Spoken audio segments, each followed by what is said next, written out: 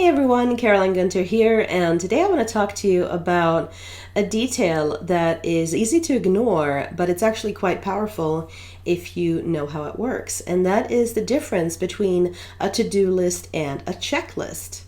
This is something that I've noticed over the years that a lot of my clients actually struggle with. Either they are confused about which one to use, or they actually combine them into one giant list of things. And because of that, the project management actually gets much harder.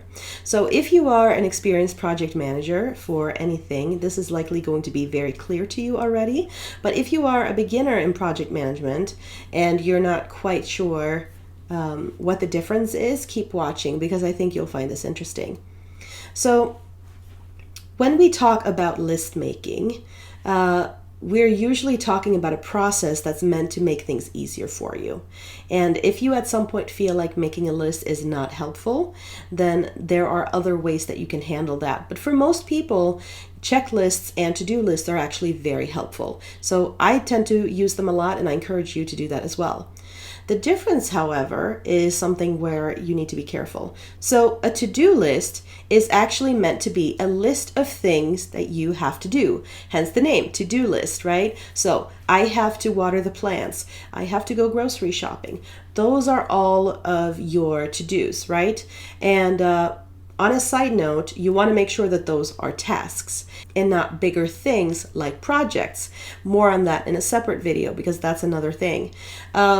Those are ideally tasks that you have to accomplish and they haven't happened yet, okay? It's the before. A checklist, on the other hand, is the after, okay? A checklist is meant as a tool for you to check that you have completed all the tasks in a particular process. So for example, the to-do list could be, I have to go grocery shopping. A checklist is the way for you to check that certain things in the process actually happened. So did I buy bananas? Did I buy cucumbers? Did I buy oranges, right?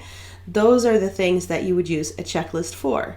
And usually we see a checklist either at the end of some sort of procedure, process, or at the end of a project because we want to have it as a reminder of all the steps that we needed to check off, right? So the to-do list is the before and the checklist is actually the after. Okay? And if you actually separate those two out and understand that they have different purposes, all of your project management is going to go so much smoother. So if I give you another example and you're saying, I have to organize my photos, that is actually a project, right? That is not a to-do because that is not something that is going to happen like that overnight quickly. It's actually a full project. Within that project, you will have tasks. For example, back up my computer. And those can be to-do reminders, right?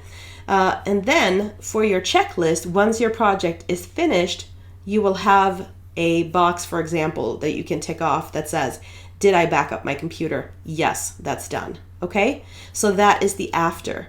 And usually the checklists are often more useful for things that we outsource. So if I hand something off to somebody else to complete, then the checklist is a great way for them to see that I'm expecting all of these things to be ticked off, like all of these steps have had to happen. The to-do list would be what I gave them to do right beforehand. So if you can figure out like the difference between those and not confuse the two, your project management will go so much easier. Okay. So I just thought I would mention that because I have seen that come up quite a few times over the past year. And I just thought this would be a really helpful video for those who are unsure of what the purpose is for those two lists. So I hope that was helpful. Let me know if you agree or disagree, if you love to-do lists or if you love checklists, if you use both or either. I'd love to know more. And as always, like, subscribe, and ring the bell to get notifications for my channel whenever I post something new. All right, off you go, make a list, and I will see you next time.